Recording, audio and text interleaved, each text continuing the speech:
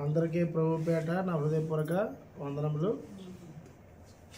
ఈరోజు ఒక మంచి అంశాన్ని నేర్చుకుందాము. ఎవరు అనాథులు, దేవుడా మనుష్యుడా? మీరు ఎప్పుడూ వినని సంగతి. ఎవరు అనాథులు, ఎవరు అనాథ, దేవుడా మనుష్యుడా అనే విషయాన్ని ఈరోజు నేర్చుకుందాం. ఈరోజు చాలామంది అనే మాట, నేను చనిపోతే నువ్వు ఎలా బ్రతుకుతావు అని అంట. నేను చనిపోతే మా అమ్మ అనేది, మా అమ్మ అంటే మా నాన్న వాళ్ళ అక్క. మా అమ్మగారు నన్ను విడిచి వెళ్ళిపోయిన తర్వాత నువ్వు ఎలా బతుకుతారా నాయన ఈ లోకంలో అనేది. మరి ఎలా బతుకుతున్నాను అంటే మనుషులు తోటి మనుషులతో ఆ ప్రేమ అనురాగము ఆ కళకి ఉండేటప్పుడు, వాళ్ళ మీద మనకి ఎక్కువ మమకారం ఉండేటప్పుడు, వారి లోకాన్ని విడిచిపెడుతున్న సమయంలో ఏమంటారంటే నువ్వు ఒంటరివారు అయిపోతావు, నన్ను ఎవరు పట్టించుకునేవారు ఉండరు, కాబట్టి నీ పరిస్థితి ఏంటి, నువ్వు ఎలా బతుకుతావు అని ఆలోచిస్తారు. ఈరోజు ఈ చింత దైవికమైన చింత కాదు, కానీ ఈ మానవ చింత అనేది ప్రతి మనుషులో కూడా ఉంది. అప్పుడు ఇరుగు పొరుగు వారు ఏమంటారంటే ఎందుకు అంత టెన్షన్ పడుతున్నావు, లేదమ్మా నీకేం తెలుసు, మా పాప చాలా అమాయకురాలు, మా పెద్ద అమ్మాయి అలా కాదంట. ఇంకొకరు అయితే మా అబ్బాయికి పెద్దోడు గొడుచోడు, లేదా మా చిన్నోడు గొడుచోడు, కానీ మా పెద్దోడు అమాయకుడు, ఎలా బతుకుతాడు ఏటు, ఎవరు చూసుకుంటారు ఏటు. అవునా కదా? సో చాలామంది ప్రతి కుటుంబంలో కూడా ఈ మాటలు అనేవి ప్రస్తావన జరుగుతూనే ఉంటుంది. అయితే వాస్తవానికి ఎవరు అనాథులు? దేవుడు అనాథగా ఉన్నాడా, మనుషులు అనాథగా ఉన్నాడని చూస్తే హోషేయ గ్రంథము 6వ అధ్యాయము 3వ వచనం, హోషేయ 6వ అధ్యాయము 3వ వచనం చూస్తే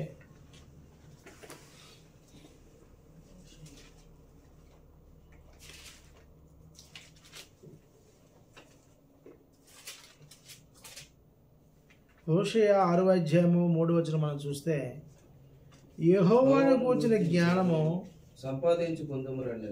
ఇది అంటే దేవుని కూర్చున్న జ్ఞానం లేక మానవ జ్ఞానంతో మనుషులు ఏమనుకుంటున్నారంటే, ఉదాహరణకి ఇప్పుడు మా ఆవిడ ఉంది, నా భార్య తనకు తండ్రి అర్ధాంతరంగా చనిపోయాడు. అప్పుడు లోకం ఏమంటుంది, తిరిగి పొరుగు వారు ఏమంటుందండి, అయ్యో ఇంటి యజమాని నలుగురు ఆడపిల్లలు ఎలా బతుకుతారో ఏమో. అవునా కదా? ఎందుకంటే ఇంటికి యజమానే మూలం, ఆయన సంపాదించి తెస్తే కానీ ఇల్లు గడవదు. ఆ పిల్లలకు చదువులు అవ్వదు, ఆ పిల్లలకి వివాహం జరగదు. ఆ వివాహం జరిగిన తర్వాత మొదటి కానుపు రావాలన్నా మరి పుట్టిడికి రావాలి. ఇవన్నీ బోర్డు తతంగాలు ఉంటాయి, మరి మీకు తెలియదు కదా. ఇలాంటి మాటలు పడుండవా? ఖచ్చితంగా పడతాయి. అంటే ఉదాహరణగా మీకు తీసుకొచ్చారు. కాబట్టి ఇది ఎవరి జ్ఞానము అని అంటే మానవ జ్ఞానం. కానీ దేవుడి జ్ఞానం లేక మాటలు మాట్లాడుతుంది లోకం. కాబట్టి యెహోవాను గూర్చిన జ్ఞానము సంపాదించుకుందామరండి, యెహోవాను గూర్చిన జ్ఞానము సంపాదించుకున్నట్టుకు ఆయన అనుసరించదమరండి. ఉదయము తప్పక వచ్చు రీతిని ఆయన ఉదయించును, వర్షము వలె ఆయన మన యొద్దకు. వర్షము ఎలాగైతే సడన్గా వస్తుందో చెప్పి రాకుండా, నువ్వు అనాథగా అయిన మనుషులం వర్షము ఎలా అయితే వస్తుందో అలా వస్తుందట. చెన్నై వచ్చినట్టు. చెన్నై కుటుంబంలోకి ఎవరు వచ్చారు? నేను వచ్చాను. నీ జీవితంలోకి ఎవరు వచ్చారు? నన్ను పంపాడు. మంచి ఎండ కాస్తుంటుంది, అవునా కదా? సన్న వర్షం వచ్చింది, ఏమంటాం మనం, ఇదేంటిది ఎంత ఎండ మాత్రం సన్నగా ఈ వర్షం ఏంటి? ఏదైతే నువ్వు అనుకుంటున్నావో, ఇదిగో నా బిడ్డ అమాయకురాలు లేకపోతే అనాథ అయిపోద్ది, ఎవరు పట్టించుకుని ఎవరు చూడరు అని నీ జ్ఞానం యెహోవా జ్ఞానం లేదు. ఆయన అంటున్నాడు, నీవు విడిచిన మరుక్షణం నీ బిడ్డ అనాథ అయిపోతుంది, ఎలా బతుకుతుంది అనుకొని నీ ప్రాణం విడిచిన మరుక్షణం ఎలా వస్తాడు ఆయన? వర్షము వలె ఆయన మన వద్దకు వచ్చును. భూమిని తడుపునట్టు తొలకరి వర్షము కడవల వర్షము ఆయన మన వద్దకి. ఏమిటండి ఈ మాట? నీ జీవితంలోకి ఎవరు వచ్చారు? నన్ను పంపాడు విజయ జీవితంలోకి. మీ అందరి జీవితాల్లో అంటే కొంతమంది జీవితాల్లో, ఇప్పుడు నా భార్య కుటుంబం జీవితంలో నన్ను పంపకపోతే వీళ్ళకి జీవితాలు లేవు. విజయ్ జీవితంలో నేను రాకపోతే జీవితం లేదు. చిన్న జీవితంలో ప్రసాద్ జీవితం రాకపోతే అది బతుకు లేదు. ఇప్పుడు వంశీ జీవితం నేను రాకపోతే ఇది ఎప్పుడో నాశనం అయిపోతుంది. ఈరోజు శంకర్ శాంతమ్మ వారి జీవితంలోకి నేను ఇక్కడ విషయం అర్థమవుతుందా? దేవుడు అక్కడ నన్ను పంపాడు, నన్ను అక్కడ సమకూర్చాడు అనే విషయంతో మీకు చెప్తున్నాను. కానీ వచ్చింది ఎవరు మీ దగ్గరికి? ఇప్పుడు దేవుడు డైరెక్ట్గా రాడు కదా, నా ద్వారా వచ్చాడు. అవునా కదా? దేవుడు భూమి మీదకి వచ్చాడు. ఎవరి ద్వారా వచ్చాడు? యేసు ప్రభు ద్వారా వచ్చాడు. రాలేదా? ఆయన అన్నాడు, మీరు దేవుడిని చూడమని ఆ శిష్యుడిని అడిగాడు శిష్యుడు, మాకేమొద్దు, మాకు దేవుడిని చూపించు. అప్పుడు ఆయన ఏమన్నాడు? నన్ను చూచినవాడు నా తండ్రిని చూచును. కాబట్టి మనుషులు ఇప్పుడు ఈ అబ్బాయి విజయ్ గారు ఉన్నారు, విజయ్ గారు హ్యాండిక్యాప్డ్ అబ్బాయి. అప్పుడు ఏమనుకుంటారు? ఆ అబ్బాయి పుట్టినప్పుడు చుట్టుపక్కల ఏమనుకుంటారు? వీడు అనాథ అయిపోతాడు, ఎందుకంటే తల్లి లేదు తండ్రి లేడు, ఎలా బతుకుతాడు అన్నాడు. కానీ దేవుడు ఏం చేశాడంటే వర్షము వచ్చినట్టు, తొలకర వర్షం ఉన్నట్టు పరుగున వచ్చి ఆ బిడ్డను ఏం చేయి పట్టుకున్నాడు. మీకు అర్థమవుతుందా? ఈరోజు వీడి పని అయిపోయింది, లేకపోతే వీడు నడనపతికి కుక్కలు నక్కలు లాగేస్తాయి, వీడు చనిపోతాడు అనుకున్న మనుషుల మధ్య దేవుడు ఈ వ్యక్తిని ఏం చేశాడంటే రక్షణ ఇచ్చి, వీడికి అసలు పెళ్ళే కాదు పెళ్ళి చేసి, ఈయన సత్యసంగ సభ్యత్వం ఇచ్చి, తనకంటూ ఒక ప్రతి గృహం ఇచ్చి వాళ్ళ ముందు రాజాల బతికేటట్టు చేశాడు. మానవ జ్ఞానంతో ఆలోచిస్తే మనము చింత కలుగుతాం. కాబట్టి దైవ జ్ఞానంతో ఆలోచించాలా.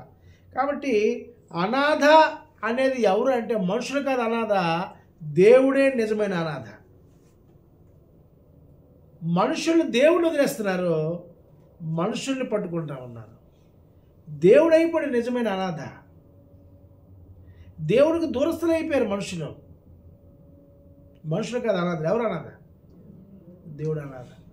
దేవుడు అంటున్నాడు ఏంటంటే ఆయన ఉద్దేశము, మనుషులు వదిలేస్తారు, నిన్ను ఏదో రోజు వదిలేస్తారు. వాళ్ళ కాలం అయిపోయినప్పుడు, వాళ్ళ సమయం అయినప్పుడు, వాళ్ళ లోకంలో నుండి వాళ్ళ జీవితం ముగిమైనప్పుడు వాటిని వదిలేస్తారు. కానీ నేను వదలలేను. ఎందుకు? తల్లి గర్భంలో ప్రవేశపెట్టింది నేనే, ఆ పిండంలో ఉన్నదానికి జీవ ఊపిరినిచ్చింది నేనే, తల్లి గర్భంలో నీ తల్లిదండ్రుల రూపం ఇచ్చింది నేనే, ఆ తల్లి గర్భంలోనే లోకములో 9 మాసములు నీకు అన్నపానములు ఇచ్చింది నేనే, ఈ లోకంలోకి తెచ్చింది నేనే, ఈ లోకంలో సమస్తములు సమకూర్చింది నేనే. వాళ్ళు నిన్ను వదిలేస్తారు కానీ నేను వదలను.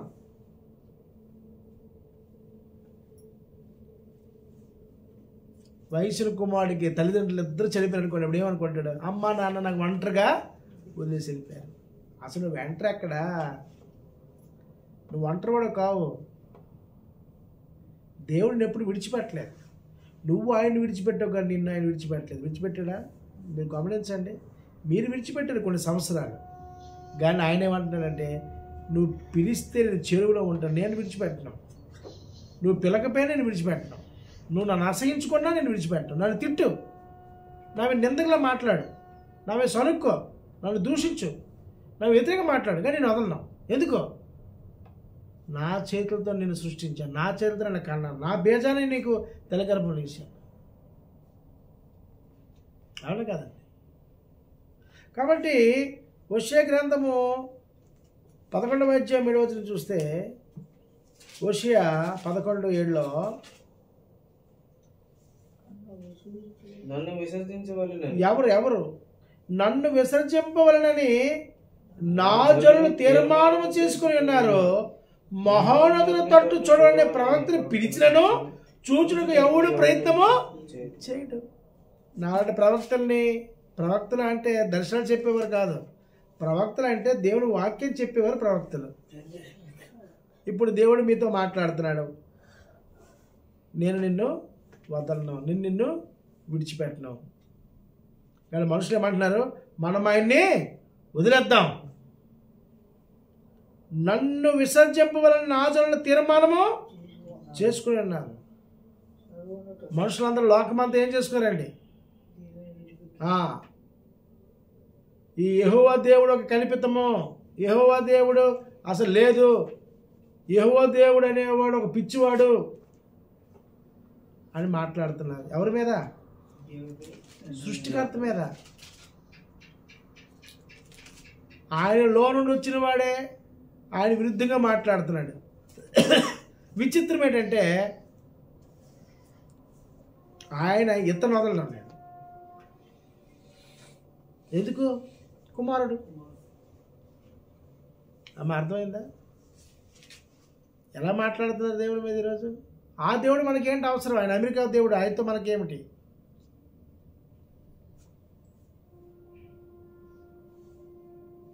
ఆయన అమెరికా దేవుడు, అమెరికా రష్యా కొట్టే దేవుడు. ఆయన మనిషా?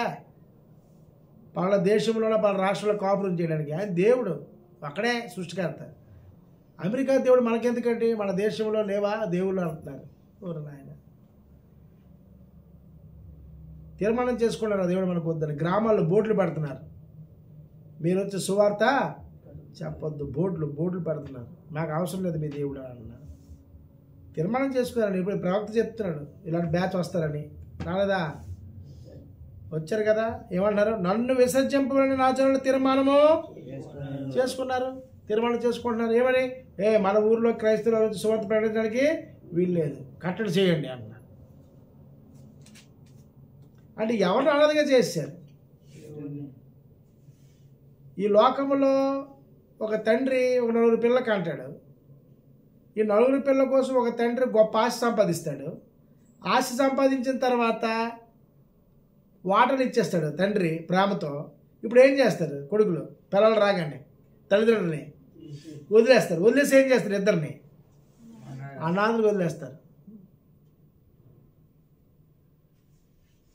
తండ్రి అయిన దేవుడు సర్వసృష్టిని నరుల కోసం ఏర్పాటు చేస్తే, తన పోలికలో చూపిన మనుషుల కోసం ఈ సృష్టిని ఏర్పాటు చేస్తే, తండ్రి అయిన దేవుడికి ఏమన్నారంటే ఈ దేవుడు మనకొద్దు, ఈయన అమెరికా దేవుడట. మీకు పెద్ద అద్భుతమైన విషయం చెప్పనా? ఒకప్పుడు అమెరికా దేశము విగ్రహారాధనకి గొప్ప మూలకలమైనటువంటి దేశం. అది అన్ని జనాంగం, మన భారతదేశంలాగే. దాంతో వాళ్ళు తెలుసుకున్నారంటే అలా తెలుసుకున్నారు. క్లారిటీ లేదు వాళ్ళకి కూడా. కానీ క్రైస్తవులుగా సమాజంలో అక్కడ కొనసాగుతున్నారు. లోకమంతం ఏమంటుంది? తీర్మానము. ఇప్పుడు ఎవరు అనాథగా వదిలేశారు? మనుషులా దేవుడా? ఎవరు అనాథ ఇక్కడ? దేవుడు. నువ్వు వదిలేసినా ఆయన వదలరా. తల్లిదండ్రులు వదిలేస్తారా? ఇప్పుడు 4 పిల్లలకి వాటర్ ఇచ్చాడు కదా, 4 పిల్లలు ఆస్తులు తీసుకొని తండ్రి వదిలేశారు కదా అనాథగా. ఇప్పుడు తండ్రి బిడ్డలు వదిలేస్తాడా? వీళ్ళకి మళ్ళీ ఏమైనా ఆపద వస్తే మళ్ళీ వెళ్తాడు. నాయన ఏమైందిరా, ఏం జరిగిందో వాదార్చడానికో, ధైర్యం చెప్పడానికో, తన అనుభవ జ్ఞానాన్ని వారికి ఇచ్చి మెరుగుపరచడానికో వెళ్తాడు. మన తండ్రిని అనాథగా వదలకూడదు. అర్థమవుతుందా? కాబట్టి ఎవరు అనాథ అంటే దేవుడా మనుషులు? దేవుడే అనాథగా ఉన్నాడు. తన రూపంలో పుట్టినటువంటి మనుషులు ఆయన మీద తిరుగుబాటు చేసి, ఆయన మీదే మాట్లాడుతూ, ఆయన మీదే సొలుగుతూ, ఆయనకే వ్యతిరేకంగా మాట్లాడుతూ మాకు దేవుడు వద్దు అని అంటున్నారు, వాగ్దానం చేసుకుంటున్నారట. ఇదేమాట మన 11:8 కూడా చూస్తే ఆయన అంటున్నాడు చూడండి, మీరు వదిలేసిన నేను వదలని అంటున్నాడు ఆయన. హోషేయ 11:8. ఎఫ్రాయిము నేను ఎలా వదిలిమంటావు? ఇశ్రాయేలు ఎలా వదిలిమంటావు? నాకు ఆత్మలో నేను ఎట్లు చేతును చేసినట్లు నీకు ఎట్లా చేతును? నా మనసు మారినది, సహింపు లేకుండా నా యంత్రాంగం మందు దేవుడు బాధ. తన పోలికలో సృష్టి మనుషులు లోకంలోకి వచ్చి దేవుడికి ఏం చేస్తున్నారు? అనాథగా చేసేసారు. మనసులో బాధ మడుతుందని బాధ. మా అమ్మమ్మ నన్ను వదిలేసి వెళ్ళిపోయింది. 2 సంవత్సరాలు 3 సంవత్సరాలు 6 మాసాలు గుర్తులేదు. నేను పెరిగిన తర్వాత నన్ను పెంచి తెల్ల అన్నది. ఇది ఈ అమ్మ ఏం కాదు, ఆవిడ చెప్పలే, పక్కలు చెప్పారు. ఆ విషయం మా అమ్మగారికి వెళ్ళి చెప్తే, నీకు ఎవరైనా చెప్పారన్న. లేదు, నువ్వు నా కొడుకువే, నువ్వు నా కుమారుడువే. ఎందుకంటే ఆవిడ కన్నది, గర్భంలో నుండి కన్నది, మోసింది. కానీ ఆ తల్లి, నా తల్లి గర్భంలో 9 మాసాలు మోసింది. అంతే కదమ్మా, నన్ను కన్నది. కానీ లోపల సృష్టి చేసింది ఎవరు? కాబట్టి నా తల్లికి నేను అసహ్యుణ్ణే. ఓన్లీ కన్నది, బరువు దించుకుంది, గర్భంలో మోసింది 9 మాసాలు. కాడు వదిలేసి పరాయి పురుషుడు వెళ్ళిపోయింది.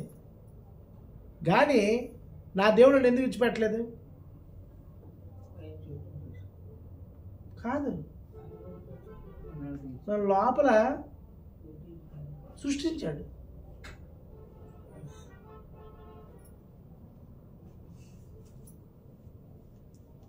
తొమ్మిది మాసాలు కష్టం.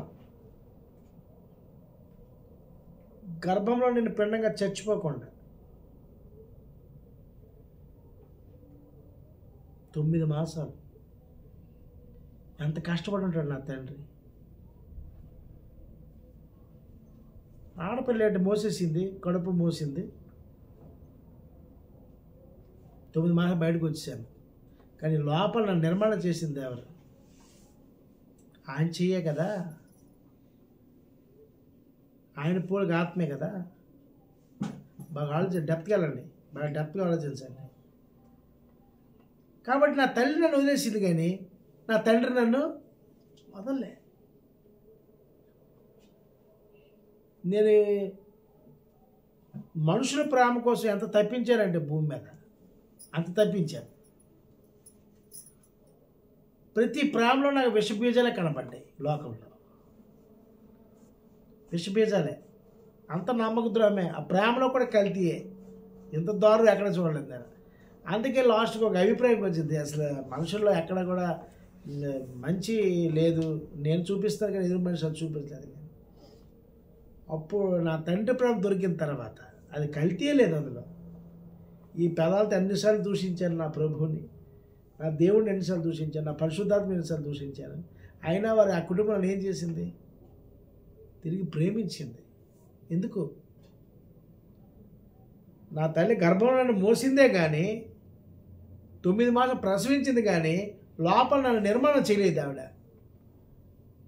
కాబట్టి నేను వదిలేసి వెళ్ళిపోయింది ఈజీగా. కానీ 9 మాసాలు రూపం చేసిన దేవుడు కష్టం ఉంది కదా, కష్టపడి నన్ను చేశాడు కదా. కాబట్టి నన్ను వదలలేదు. నన్ను వదలలేదని నువ్వు ఎలా చెప్పగలవాలంటే మీ ముందు నేను ఉన్నాను, అదే సాక్ష్యం. మీకు అర్థం చెప్పింది. నీ దేవుడు ఎలా పట్టుకున్నాడు అంటే ఇదే ఆధారం. ప్రతి విషయం గ్రంథకర్త నాకు చెప్పాడు, గ్రంథం ద్వారా అర్థమయ్యేటట్టు ప్రతి విషయం క్లారిటీగా, ప్రతి వచనము అర్థమయ్యే రీతిగా క్లారిటీగా చెప్పాడు. అదే మీకు చెప్తాను ఇప్పుడు. నేను కొంతకాలం మనకి అనాథకి చేసాను, ఆయన వదిలేశాను. కానీ నన్ను ఆయన వదలలే. మళ్ళీ రా, ఎన్నిసార్లు పడిపోతుంటే అన్నిసార్లు లాగుతూనే ఉంటుంది. ఏమంటే ఎన్నిసార్లు పడిపోతుంటే అన్నిసార్లు మెడపట్లు లాక్కొనే, అసలు చేయిపట్లు లాక్కొనే. అసలు మహోన్నత ఒక తండ్రి. కాబట్టి నిజమైన అనాథ ఎవరు అంటే దేవుడే, మనుషులు కాదు. మనుషులు నిర్ణయాలు తీసుకుంటున్నారు తప్పుగా. కాబట్టి అక్కడ హోషేయ గ్రంథంలో హోషేయ 11వ అధ్యాయం 9వ వచనంలో 2వ మాట చూద్దాం. అక్కడ నేను మీ మధ్య పరిశుద్ధ దేవుడిని కానీ మనుషుడిని కాను, మిమ్మల్ని దహించినంతగా నేను మనుషులు వదిలేస్తాను. ఇంకా దేవుడు ఏమన్నాడు, నేను మిమ్మల్ని వదలను. మనుషుల మీద కక్ష పడతారు, కానీ మిమ్మల్ని చంపేంత కోపం నాకు లేదు, ఉండదు. ఆయన అనాథలుగా వదిలేసిన ఆయన కోపం లేదు. ఈరోజు చాలామంది సహోదరులు తండ్రి అయిన దేవుని మీద ఎన్ని రకాల మాటలు మాట్లాడుతున్నప్పటికి కూడా ఆయన మౌనశీలి సహనము ఓర్పుతో ఓర్చుకుంటాడు తప్ప ఆయన తలుచుకుంటే ఎంత నిమిషాలు ఎదుగుతాము నాన్న, సెకండ్. అవునా కదా? మనం ఒక ఇంటర్వ్యూ చూశాను, ఒక అతను అంటున్నాడు, జగన్మోహన్ రెడ్డి గారు గతంలో ఉన్నాడు కాదు, ఆయన తలుచుకుని అరగంటలో ఉండండి అని ఒక ఆయన అంటున్నాడు. అట్లా ఒక మనిషి తలుచుకుంటే అరగంటలో వ్యక్తి ఉన్నప్పుడు దేవుడు తలుచుకుంటే అంత సృష్టి. దేవుడు ఏమన్నాడు చూడండి, ఎంత చక్కని మాటలు చెప్తున్నాడు ప్రవక్తతో. రెండో మాటలో, నేను మీ మధ్య పరిశుద్ధ దేవుడును గాని మనుషుడను. నేను పరిశుద్ధ దేవుడు, నా పిల్లల్ని పరిశుద్ధతలోకి ఎలా నడిపించాలో ప్రయత్నం చేస్తాడు. మీరు కష్టకాలంలో ఉన్నప్పుడు మిమ్మల్ని ఆదరిస్తాడు, ప్రేమిస్తాడు. సృష్టికర్త దేవుడిని మర్చిపోయినా తిరిగి తన ప్రేమను పంచడం ప్రయత్నం చేస్తాడు తప్ప మనుషుడు కాదట ఆయన.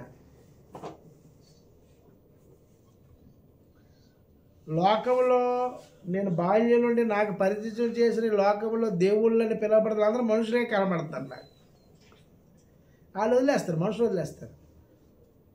ఆయన మనుషుడు కాదట, మనుషులు నిజంగా కాదు. ఆయన మనుషులే వదిలేస్తారు. మా అమ్మ మనిషి కాబట్టి వదిలేసింది నన్ను, దేవుడిని వదలలేదు. మనుషుడికి ఈ మానవ దేహం యొక్క కష్టము విలువ తెలియదు కూడా. మనిషి మీద ఇది కొట్టడానికి వెళ్తారు, పొట్టడానికి వెళ్తారు, కాల్చడం చేస్తారు, ఈజీగా చేసేస్తారు. కానీ నిర్మాణం వెనక ఒక క్రియేటర్ ఉన్నాడు.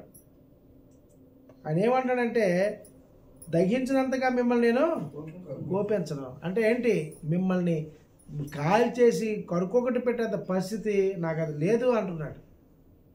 ఎందుకంటే మనల్ని ఆయన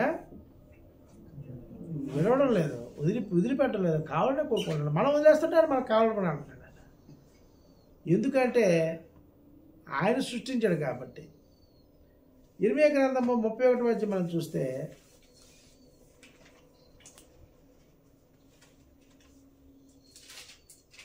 ఇర్మీయా గ్రంథము 31 అధ్యాయము 20 వచనంలో, ఎఫ్రాయిము నాకు ఇష్టమైన కుమారుడా, నాకు ముద్దు బిడ్డ, నేను అతనికి విరోధముగా మాట్లాడినప్పుడల్లా అతని జ్ఞాపకము నన్ను విడువకున్నది. అతని గూర్చి నా కడుపులో చాలా వేదనగా ఉన్నది, తప్పక నేను అతని కరుణింతును. ఇదే అంటే అతని కన్నా ఎఫ్రాయిం కన్నాడు దేవుడు మనకండా ముద్దు బిడ్డ అని. ఆయన ముద్దు బిడ్డ.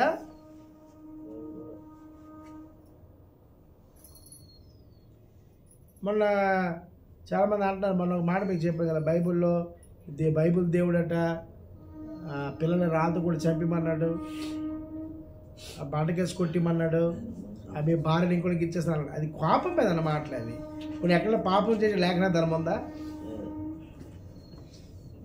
కోపం మీద మన పిల్లలకి మనం తప్పు చేసి 100 అంటాం, ఇలాంటి పొట్టం వేస్ట్, నీకు పిల్లప్పుడే గొదిపి చంపించడం బాగుండు అంటాం. అలాగే భార్య కూడా లేఖలకి ఇలాంటి పుట్టావా, మా వంశంలో ఎవడు లేడు ఇలాంటి ఇలాగ పుట్టావు, రకరకాలు అంటాం. ఆ కోపం తప్పింది మళ్ళీ దగ్గర తీసుకొని ముద్దాడుతాం మన పిల్లల్ని. అవునా కదా? దేవుడు కూడా ఇశ్రాయేల్ జనాంగం తప్పు చేస్తున్నప్పుడు కోపం మీద మాట తప్ప ఆయన తప్పు చేయించాడు. ఎక్కడ లేఖన ధర్మం ఉందా?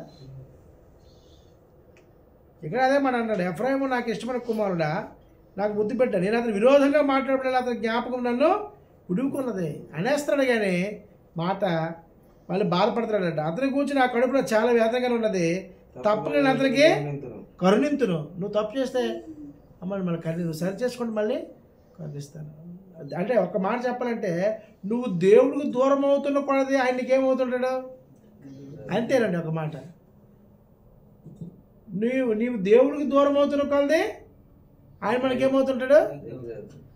అసలు నేను యేసుక్రీస్తుది లోకరక్షణ తిరిగినప్పుడు, యేసు దేవుని కుమారుడు తిరిగినప్పుడు, నేను తిట్టిన తిట్లు నాలో ఉన్న పరిశుద్ధాత్మ సాక్షి. ఇప్పుడు నేను తిట్టిన తిట్లు భూమి మీద అవుడుతాడు, అంత దారుణంగా తిట్టాను ఆయన్ని.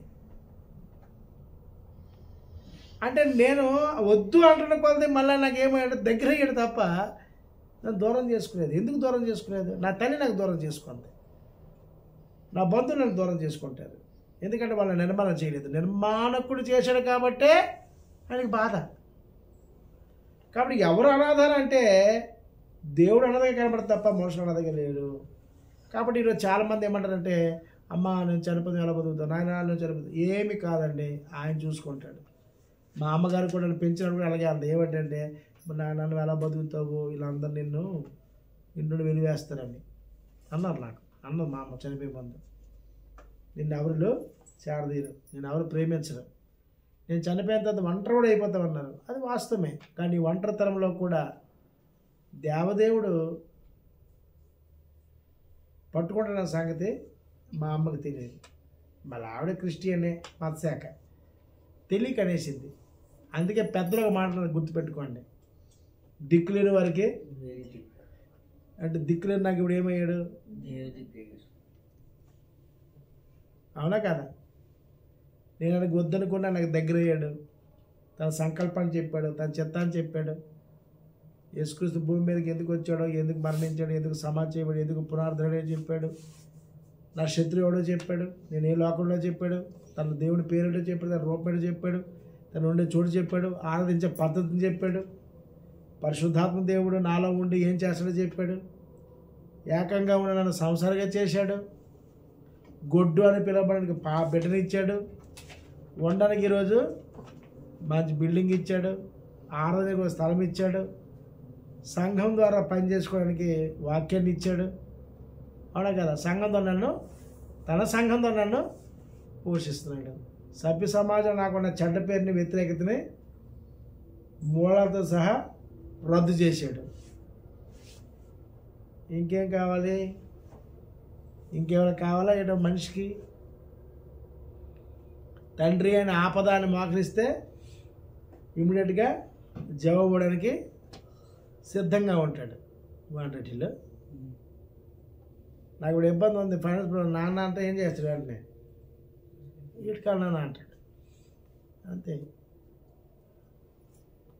అవునా కదా. నేను అనుకున్నాను మీటర్ అనవసరంగా పెట్టకుండా మనం దొంగతనంగా ఈ కరెంట్ వాడుతున్నాం, తప్పు కదా అనుకున్నాం. ఈరోజు ఎవరు ఒక పని మీద ఇచ్చారు, ఆ డబ్బులు ఏం చేసాడు, వాడేసి మీటర్ పెట్టాను. అంటే మనసులో మనం తప్పు చేయకుండా బాగా వచ్చినప్పుడు, సర్దిద్దుకున్నప్పుడు దేవుడు ఆ పని ముగిస్తాడు. కాబట్టి ఎవరిక్కడ అనాథారు అంటే దేవుడు అనాథ, మనుషులు కాదమ్మా, అది గుర్తుపెట్టుకోండి. కాబట్టి మనము దేవుడికి ఎంత దూరం అవుతుంటే దేవుడు మనకి అంత దగ్గర అవుతున్నాడు. కాబట్టి దేవుడికి పుత్రశోకం అనేది మనం కలిగించిన సంగతి మనం గమనించాలి. కాబట్టి యేసుప్రభు వారు కూడా లోకంలోకి ఏమన్నారంటే, యేసుప్రభు వారు కూడాను యోహాను సువార్త 16:32 దిక్కులేని వారికి దేవుడి దిక్కాలని కదా ఆ మాట ఇక్కడ కనబడుతుంది. చూడండి యేసుప్రభు ఎంత బాగా చెప్తారు. 16:32 ఏడు చదువుతున్నాం. 16:32 16:32 ఇదిగో మీలో ప్రతి వాడును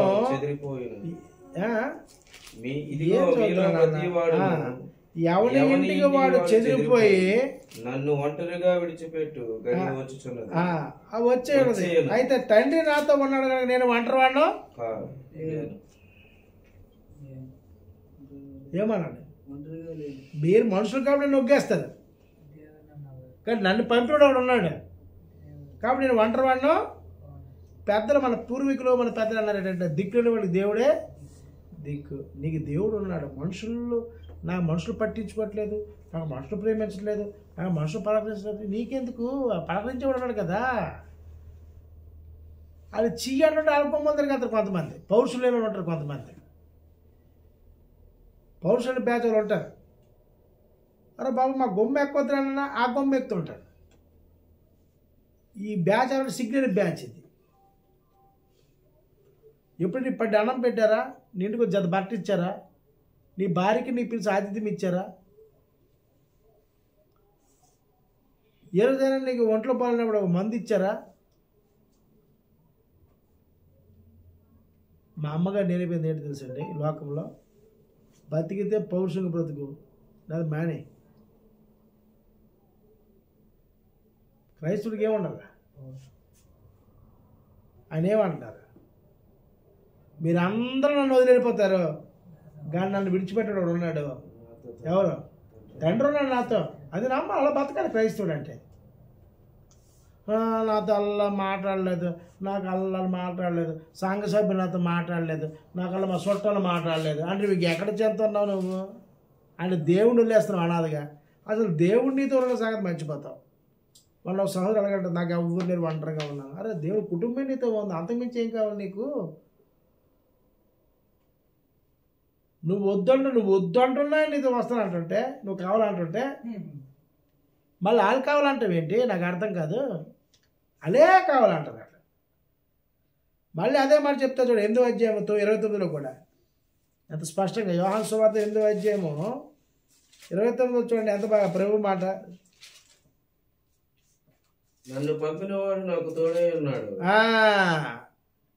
ఎవరు పంపారు లోకానికి? నిన్ను, నన్ను, యేసుప్రభుని, అందరినీ. యేసుప్రభుని తల్లి మరియం గర్భంలో పంపింది ఎవరు? సెపరేటీలో ఆపండే రాసుకోవడము. ఇప్పుడు మరియమ్మ గర్భంలోకి యేసుప్రభుని పంపింది ఎవరు? ఇప్పుడు మనల్ని మన అమ్మ కడుపులో పంపింది ఎవరు? ఇప్పుడు ఆ మాట ఆయన ఏమంటున్నారు? నన్ను పంపినవాడు. అది ఇప్పుడు మనల్ని పంపింది ఎవరైతే? మరి ఆయన పంపినాడు కదా, మనల్ని పంపాడు తల్లి గర్భంలోకి. నన్ను పంపినవాడు నాకు తోడై ఉన్నాడు, ఆయనకి ఇష్టమైన కార్యం నేను ఎల్లప్పుడూ చదువు కనుక ఆయన ఒంటరిగా నన్ను విడిచిపెట్టలేదని చెప్పాను. నన్ను ఒంటరిగా ఎప్పుడు నేను క్రీస్తు యందు విశ్వాసం ఉంచిన మొదలుకొని ఏ రోజు నన్ను ఒంటరిగా విడిచిపెట్టలే. నన్ను ఖతం చేస్తే వాళ్ళందరూ ఖతం అయిపోతున్నారు. నన్ను ఎదురుదోడులందరూ బలం అయిపోతున్నారు. శారీరకంగా, మానసికంగా, ఆత్మీయంగా, భౌతికంగా పతనమైపోతున్నారు. ఎందుకు? ఆయనకి ఇష్టమైన వారుగా బతుకుతున్నప్పుడు దేవుడు మనకేమై ఉంటాడు? తోడై ఉంటాడు. మీకు అర్థం కదా? యేసు 2 స్టేట్మెంట్లు ఇచ్చాడు. మీరు ఒకటే వదిలేసి వెళ్ళిపోతారు. మరి నన్ను వదిలేశారు కదా అందరూ. మా అన్నీ అయితే, తమ్ముడు మనము సచ్చినంత వరకు ఇద్దరు కలిసి ఉండాలి రా నడియాడి, నువ్వంటే నాకు చాలా ఇష్టం అన్నాడు. ఏడి విత్ మాటలే మనసు ఒగ్గేస్తారు. కానీ దేవుడు ఎందుకు మనం విడిచిపెట్టంటే, ఈ 9 మాసాల తల్లి గర్భంలో రూపించింది ఆయన కాబట్టి మనం విడిచిపెట్టాం. ఆయన పోలికలో ఉన్నాం, మనం విడిచిపెట్టాం. ఇప్పుడు ఆయన అలాగైతే ఆయన అందరూ విడిచిపెట్టియాల. ఎక్కడ విడిచిపెట్టాడు? విడిచిపెట్టలే. ఇలా ఒంటరిగా ఉన్నారు. మా జీవితాలు ఏటైపోతాయి అని ఎండ మండుటెండలు ఏంటి మా జీవితాలు? ఏంటి ఇదేనా? ఏంటి అవ్వలేరా? ఎలా వచ్చిందంటే వర్షము మంచి ఎండలో ఉన్నప్పుడు ఒక చినుకు పడింది అనుకోండి నెత్తి మీద, ఎలా ఉంటుందండి? ఆహా ఆహా అంటరా? అంటే ఏంటి? ఎండ అక్కడ బాధ. అయ్యో మా అమ్మ లేదు, మా నాన్న లేడు, నాకు బంధువులు లేరు, నా అన్న లేరు, నా చెల్లి లేదు, ఎవరు లేరు, ఒంటరి వాడిన టైంలోన ఒక వ్యక్తి వచ్చి ఇలా భుజం మీద చేసి నేను ఉన్నాను అంటే ఆ మనిషి పరిస్థితి చెప్పండి. అబ్బా అడవులో వదిలేసావు అనుకోండి, క్రూర మొగల మధ్య, అని పరిస్థితి ఏంటి? తప్పించుకోవడానికంటే ముందు నేను క్రూర మొగలు చచ్చిపోతాను అనుకుంటాడు. ఇప్పుడు ఇడికి తోడుగా మరో వ్యక్తి తోడే అనుకోండి, ఇప్పుడు ఏంటి ధైర్యం? అమ్మయ్యా, మనిషికి అంత ధైర్యం అనుకుంటున్నారు. కానీ ఇక్కడ మనిషికి ఆ ధైర్యం, దేవుడే మానవులకు ధైర్యం, అనాథులకి ధైర్యం. అవునా కదా? కాబట్టి ప్రియమైన ఎవరు నిజమైన అనాథలంటే దేవుడు తప్ప మనిషి కాదు అన్న సంగతి మీరు గమనించాలి. కాబట్టి దేవుడు ఉన్నవాడు అనాథ కాదు. ఈ లోకంలో అనేక మంది దేవుడు అనాథలుగా చేసేసి మేము అనాథలమే అని భ్రమలో బతికేస్తామన్నాడు.